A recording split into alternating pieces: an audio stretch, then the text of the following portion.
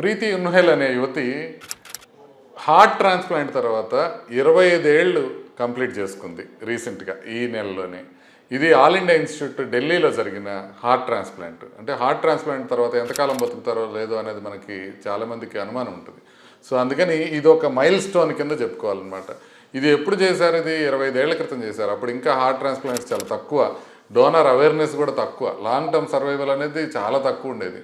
అలాంటిది అప్పుడు చేసిన ట్రాన్స్ప్లాంట్ చేసిన మహిళ 25 ఏళ్ళు బతకటం అనేది చాలా గ్రేట్ థింగ్.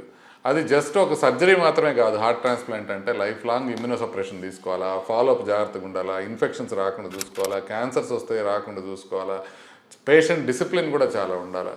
ఇది కంటిన్యూస్గా మెడిసిన్స్ జాగ్రత్తగా వాడుకొని రిజెక్షన్ అనేది వస్తుంటే ఎర్లీగా డిటెక్ట్ చేసుకొని ఇన్ఫెక్షన్ కంట్రోల్ చేసుకొని ఎంతో జాగ్రత్తగా ఉంటే ప్రీతి గారు ఇలా ట్రాన్స్ప్లాంట్ తర్వాత 25 ఏళ్ళు గడిచారనమాట. అంటే అది ఒక సెకండ్ లైఫ్ కిందే కదా హార్ట్ ట్రాన్స్ప్లాంట్ చేసుకున్నారు అంటే.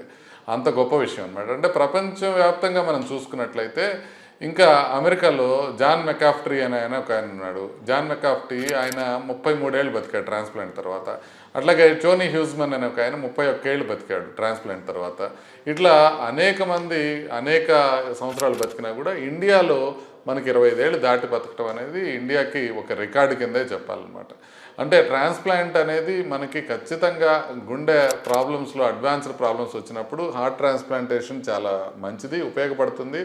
దాంతోపాటుగా మనకి డోనర్ హార్ట్స్ అవైలబిలిటీ ఎక్కువ లేదు కాబట్టి మనకి ఇంకా డోనర్ హార్ట్స్ పెరిగినట్లయితే హార్ట్ ట్రాన్స్ప్లాంటేషన్ చేయించుకోవడానికి ఇంకా కొంతమంది ముందుకు వచ్చే అవకాశం ఉంది. చాలామంది భయపడతారు హార్ట్ ట్రాన్స్ప్లాంట్ అంటే.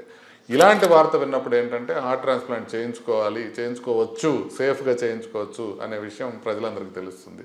ఇప్పటికి కూడా హార్ట్ ట్రాన్స్ప్లాంట్ తర్వాత రిస్క్ ఉంటుంది, గట్టిగానే రిస్క్ ఉంటుంది. కానీ కొంతమందికి సెట్ అయితే కనుక ఇట్లా డెకేడ్స్ తరబడి బతికే అవకాశం ఉంటుంది. ప్రీతి గారు ఇంకొక 25 ఏళ్ళు బతకాలని కోరుకుంటూ మీరందరూ కూడా ఈ ఇన్ఫర్మేషన్ అందరికీ స్ప్రెడ్ చేయండి.